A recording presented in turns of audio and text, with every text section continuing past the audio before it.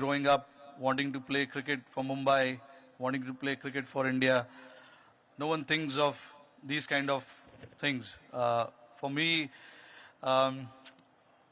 it's like any other sportsman who wanted to try and give the best and use the best of his talent and ability and to serve the nation, serve the country. So it'll be a surreal feeling on 21st when I come here and play against Delhi Capitals representing Mumbai Indians and to have a stand.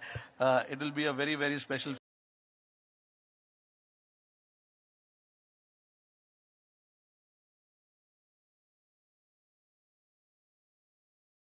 Captain म्हणून त्यांनी एक आपली प्रतिमा निर्माण केली आहे. भारताच्या उत्कृष्ट कॅप्टनच्या मांदियाळीमध्ये रोहित शर्मा कधी जाऊन बसले हे आपल्याला समजलंच नाही, पण त्यांनी अतिशय लीलया या ठिकाणी कॅप्टन म्हणून, प्लेयर म्हणून, बॅटर म्हणून सगळ्या फॉर्मॅटमध्ये